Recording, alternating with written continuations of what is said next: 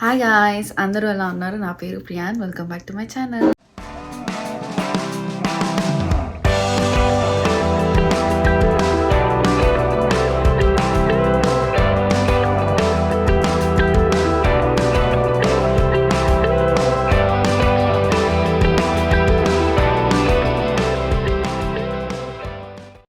ఈ వీడియో ఎవరైనా కొత్తగా చూస్తుంటే సబ్స్క్రైబ్ చేసుకోవడం అయితే మర్చిపోకండి. సో ఈరోజు వ్లాగ్లో అయితే మేము వర్జీనియాకి ట్రావెల్ చేస్తున్నాము. సో మా ట్రావెల్ ఎక్స్పీరియన్స్ అంతా నేను మీకు ఈ వ్లాగ్లో చూపిస్తాను. సో చైత్రకి ఇది వెరీ ఫస్ట్ ఫ్లైట్. సో కొంచెము భయంగా ఉంది, అది ఎట్లా ఉంటుంది ఏంటి అని చెప్పి. ఏమైనా మర్చిపోతే మళ్ళీ భయంగా ఉంది, ఫ్లైట్లో ఇబ్బంది అవుతుందని చెప్పి. సో ఇప్పుడైతే క్విక్గా ప్యాకింగ్ చేస్తున్నాను. సో నేనేమేమి ప్యాక్ చేస్తున్నానో చూపిద్దామని చేస్తున్నాను. ఆల్రెడీ నేను మోస్ట్ ఆఫ్ ది స్టఫ్ అయితే ప్యాక్ చేస్తాను, తన బట్టలు అవి ఇవి. కొన్ని థింగ్స్ ఏంటంటే నేను ఇట్లాంటి పోర్టబుల్ మిల్క్ బాటిల్స్కి డ్రైయర్ కొన్నా. సో ఇది అసలు లైట్ వెయిట్ ఉందన్నమాట, very easy to carry. So ఇదొక్కటి పెట్టుకున్నాను. అండ్ ఆల్సో డైపర్స్ చేంజ్ చేసినప్పుడు, బయట చేంజ్ చేసినప్పుడు కొంచెం డర్టీగా ఉంటుంది కదా. నా దగ్గర వేరే మ్యాట్ ఉంది, బట్ స్టిల్ కింద వేసేసి దీనిపైన డైపర్ మ్యాట్ వేసేసి తనకి డైపర్స్ అయితే చేంజ్ చేయొచ్చు. ఇవన్నీ అమెజాన్ నుంచి తీసుకున్నాను నేను. సో ఈ చేంజింగ్ మ్యాట్ కూడా పెట్టుకున్నాను, చూద్దాము ఎంత హెల్ప్ అవుతుందో. అండ్ దెన్ ఈ పాసిఫైర్ అండ్ బాటిల్ వైప్స్ పెట్టాను. సో ఇవైతే ఏదైనా బొమ్మలు కింద పడేసిన, బాటిల్ కింద పడేసిన, పాసిఫైర్స్ కానీ ఇవన్నీ క్విక్గా శానిటైజ్ చేసుకోవడానికి అయితే హెల్ప్ అవుతుంది. And also diaper trash bags, ఇవి చిన్న సైజ్ తీసుకున్నాను.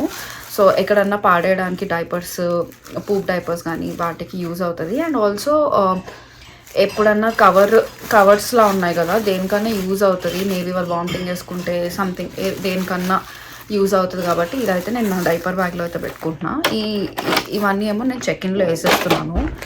అండ్ ఆల్సో నేను ఇవి కూడా ఆర్డర్ చేశాను. నా దగ్గర స్టెరిలైజర్ ఉంది, సో అది తీసుకెళ్ళలేను కదా. అమెజాన్లో ఈ డాక్టర్ బ్రౌన్స్ స్టెరిలైజింగ్ బ్యాగ్ ఒకటి దొరికింది. సో దీంట్లో వాటర్ ఫిల్ చేసేసి బాటిల్స్ పెట్టేసి అవెన్లో పెట్టేస్తే ఇదైతే స్టెరిలైజ్ అయిపోతాయి అన్నమాట బాటిల్స్.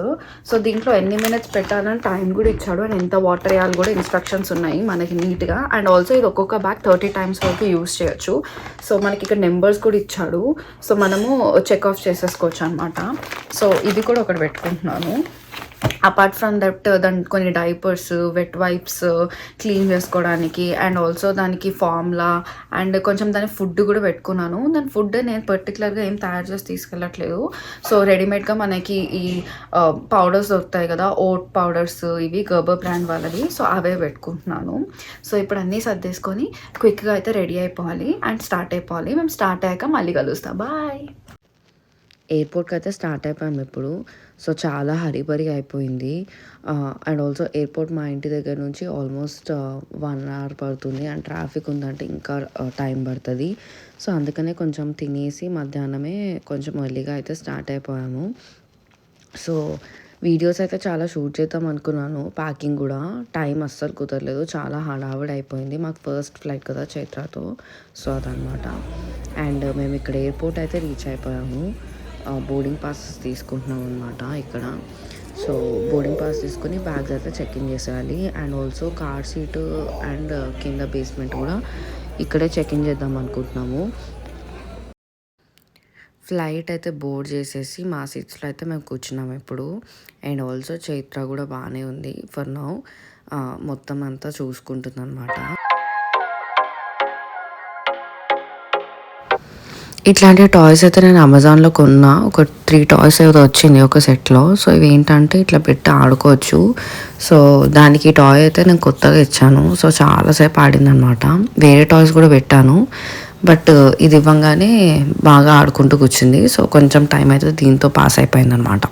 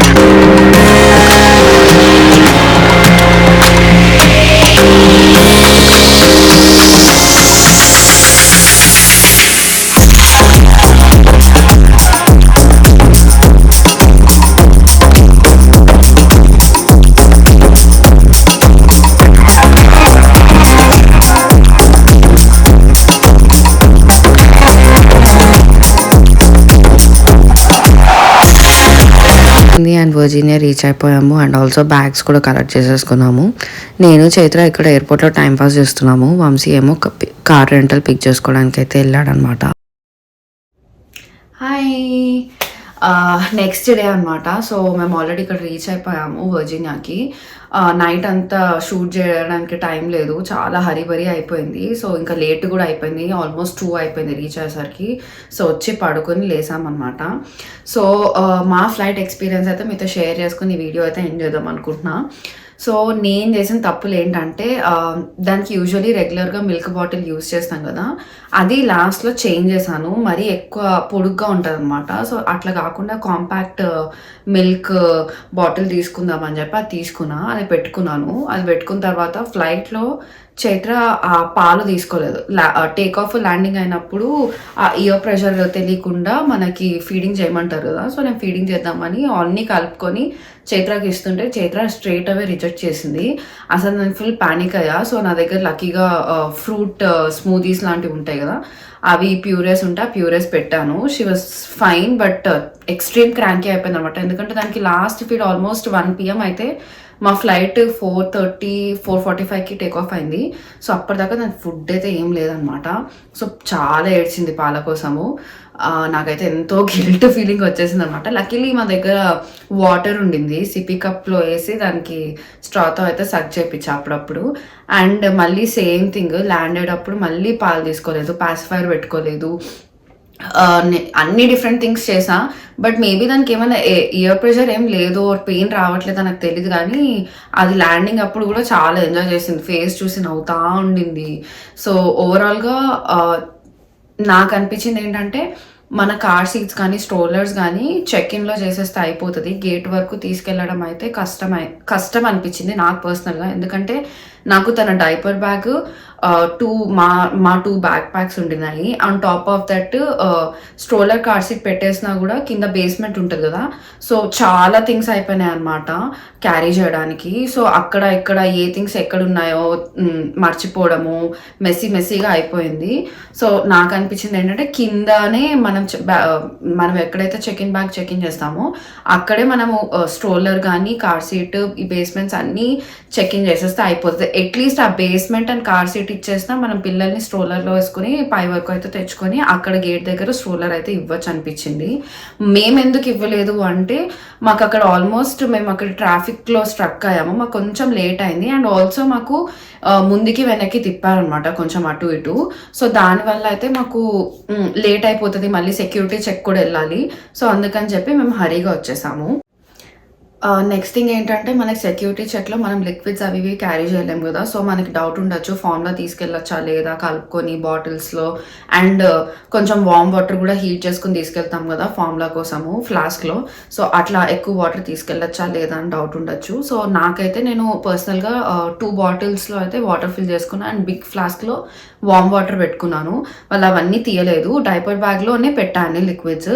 సో వాళ్ళు అది తీసుకొని కొంచెం టెస్ట్ చేశారనమాట, వాటర్ అది ఇది టెస్ట్ చేసి అంతా అయిపోయాక ఇచ్చేసారు. సో ఏంటి అంటే, డైపర్ బ్యాగ్లో మనం లిక్విడ్స్ అయితే ఎలావు, మనకి నార్మల్గా లిక్విడ్స్కి రూల్ ఉంటుంది కదా 3 ounces, అది డైపర్ బ్యాగ్ అయితే ఏమి ఉండదు. సో మనం ఎంత లిక్విడ్ అయినా తీసుకెళ్ళచ్చు, బికాజ్ మిల్క్ ఇస్ రిక్వైర్మెంట్ కదా. సో అవన్నీ డైపర్ బ్యాగ్లో ఉన్నవైతే వాళ్ళు ఏం టచ్ చేయరు, జస్ట్ టెస్ట్ చేసి మనకి ఇచ్చేస్తారు వెనక్కి, if everything is okay. And also ఒక ఫోటో ఐడి కూడా పెట్టుకోండి, ఏదర్ పాస్పోర్ట్ కానీ లేకపోతే ఇంకేదైనా ఐడి ఉంటే బేబీకి బర్త్ సర్టిఫికేట్ కానీ అలాంటివి పెట్టుకోవచ్చు. ఎందుకంటే మనం సెక్యూరిటీ చెక్లో వాళ్ళు మన ఐడీస్ ఎలా చెక్ చేస్తారు, డొమెస్టిక్ ఫ్లైట్ అయినా, సో బేబీస్కి కూడా వాళ్ళ ఐడీస్ అయితే చెక్ చేస్తారు. సో అదైతే పెట్టుకోవడం మర్చిపోకండి.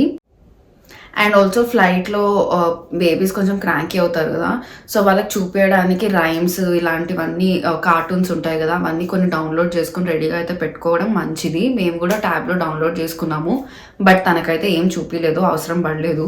చైత్రకి యూజువల్లీ మేమేమి రైమ్స్ కానీ టీవీ కానీ అవంతా ఏం చూపించాము, తనకు అలవాట్లేదు. But since this was her first flight, ఏదన్నా కొంచెము తను బాగా క్రాంకీ అయిపోతే ఎక్కువ ఏడుస్తూ ఉంటే ఇబ్బంది లేకుండా అయితే డౌన్లోడ్ చేసి పెట్టాము. బట్ అది అయితే తను ఏం యూజ్ చేయలేదు. బట్ మీరు కూడా పెట్టుకోండి, లైక్ సేఫ్ సైడ్కి. మేము చూపించాము వద్దు అని కాదు కదా, ఆ రోజు ఇంక అన్నీ వదిలేయాలి ఫ్లైట్లో. సో ట్రావెల్ అయితే కొంచెం ఈజీ చేసుకోవడానికి. అండ్ ఆల్సో వాళ్ళ ఫేవరెట్ ఫుడ్స్ కానీ స్నాక్స్ కానీ ఇవి కూడా పెట్టుకోండి. అండ్ ఆల్సో ఎక్స్ట్రా డైపర్స్ అయితే పక్కా పెట్టుకోండి. అండ్ క్లోత్స్, బర్బ్ క్లాత్స్, ఇలాంటి బేబీ స్టఫ్ వాళ్ళ రిలేటెడ్ వేస్ అయితే ఉంటాయి, ఇవన్నీ చాలా ఇంపార్టెంట్. అండ్ ఆల్సో ఫ్లైట్ ఎక్కగానే ఫస్ట్ డైపర్ అయితే చేంజ్ చేసేయండి. ఆరల్స్ మీరు ఫ్లైట్ ఎక్కక ముందే చేంజ్ చేసుకొని పెట్టుకోవడము బెటర్. ఫ్లైట్లో చాలా బ్లోఅవుట్స్ అయ్యే ఛాన్సెస్ ఉంటుంది, బికాస్ ఎనీథింగ్ క్యాన్ హ్యాపెన్.